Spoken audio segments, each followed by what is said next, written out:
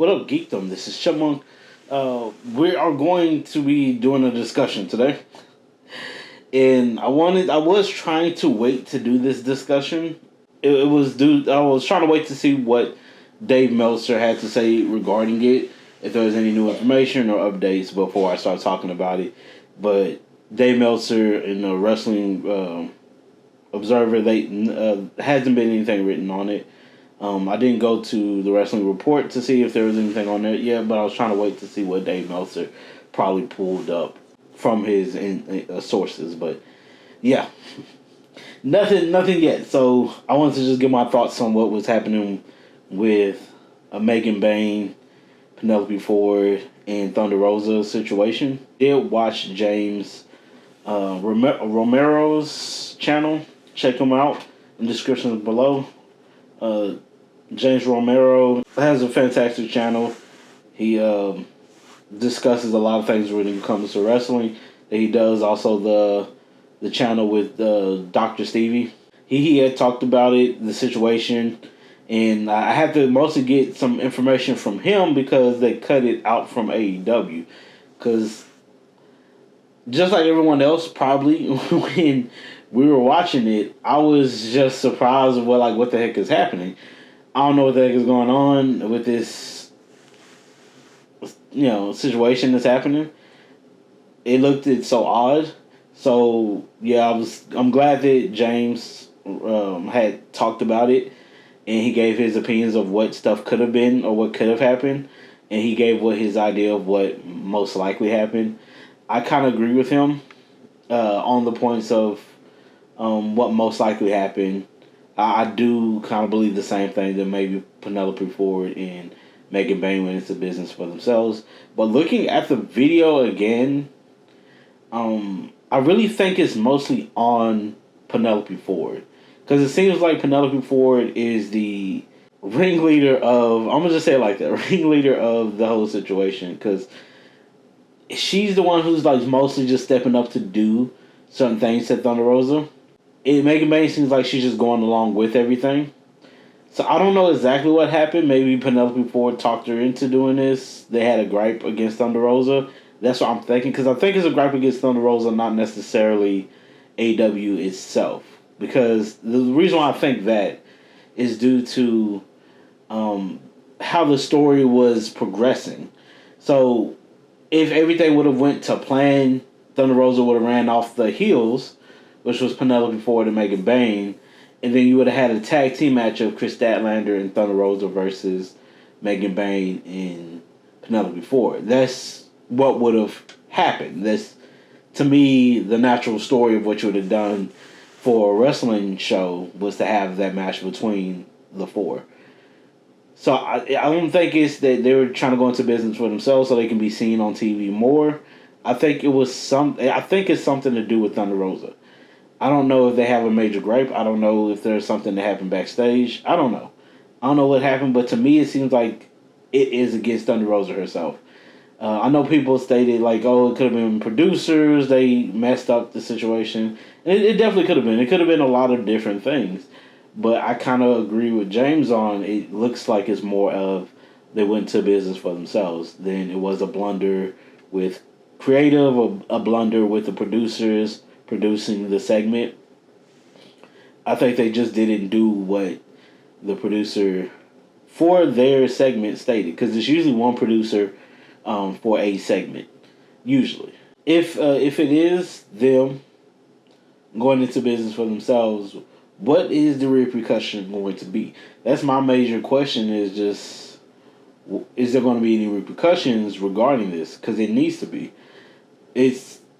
I've seen people on James's comments stated that, this will never happen in WWE, blah, blah, blah. And I agree. It wouldn't happen too much in WWE because WWE has more of a line into where, with business, of is repercussions for stuff that you do. And I feel like a lot of the people, if they feel like there's not going to be too much repercussions for stuff that they do, they're going to just do whatever. Or if they feel frustrated, they're just going to do whatever because they're just going to look to get fired. And that's it. I don't know if there's going to be repercussions, but it needs to be. I don't think Tony Khan is going to do it himself, but he should. I think because they do have a disciplinary committee. I don't know if they're going to handle the situation, but I would. It should be Tony Khan, since this happened live on on TV, live on Max. This should be something Tony Khan handles.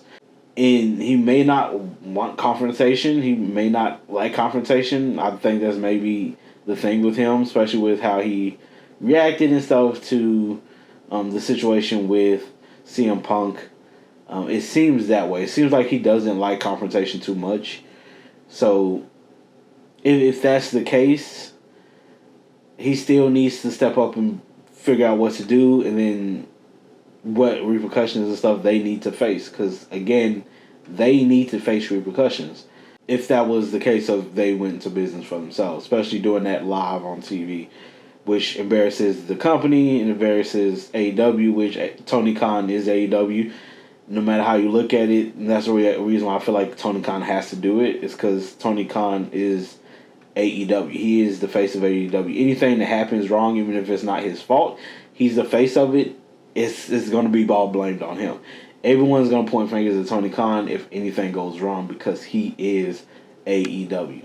So yeah, definitely needs to be something handled because stuff like that can't be happening all the time. And I'm always rooting for the women in wrestling all the freaking time. I'm rooting for the women in WWE because they're getting some, horrible looks when it comes to WWE. NXT is doing well. I like how they're treating their women, how they're women wrestlers, how they're doing their. I wish WWE kind of give them a little bit more and better stories and stuff. But you still gotta wait and see.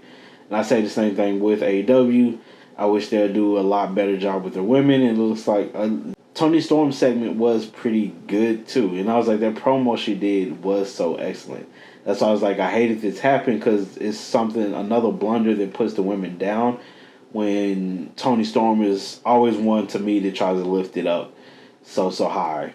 And she's doing such a great job. And I'm always rooting for the women. I was rooting for Megan Bayne. And then I was like, I don't know what the heck is happening because I hate that happens. And sadly enough, this is the first time it happened to Thunder Rosa. It's like everyone seems to not be professional when it comes to Thunder Rosa. I was like, even if we have a gripe, if we don't like each other, whatever, you have to freaking work together. You still have to do the job. There's a job that needs to be done. And taking your frustrations out while working is not the best thing to do. While not doing the job, then hey, y'all can bicker, fight, do whatever. Hey. But while y'all are working, while you are on the clock, while you are doing the job you're supposed to be doing, you need to be professional. I hate this. It's just another bad look towards women in wrestling because I'm always rooting for the women in wrestling. And I'm going to make a video regarding that too about the state of women's wrestling. I've been wanting to do that for a long time. I'm always just waiting and seeing if there's something that's going to change. But it doesn't seem like it is. But yeah. But that's just my thoughts and stuff that's on this whole situation with Thunder Rosa and Megan Bayne and Penelope Ford. I believe it's mostly Penelope Ford. And I believe that it's a gripe between the wrestlers, not necessarily the show itself. Because I don't think that they were doing it to get more TV time when they were already going to get some TV time. So to me, that didn't make any sense. And then Penelope Ford was on TV twice. She was on Collision and Dynamite previously. So I was like, I don't understand exactly what that means. The people who should be griping, to me, would be Deonna Purrazzo and La Mera Mera Taya Valkyrie. They're the ones to me who should be having a gripe, just of how they're being shown and being used on TV. But I will get into all that on a whole different video of especially talking about women's wrestling. I'll get into that. But yeah, it's sad to see, especially, since Statlander and Megan Bayne had a decent match. It wasn't like the best match ever, but it was decent. It was entertaining. And I just believe they needed more time. I would like there to have been more time for them to have that match, but, you know, it just sucks to see. But I'm still going to wait, and we're still going to wait to see what any reports or who sources and stuff says what happened or what's going to happen forth. We're still going to look and wait for that and see what's going on. But thank y'all for jumping on and checking out this video. I appreciate it. Please do take care of yourselves and others. Peace, geekdom.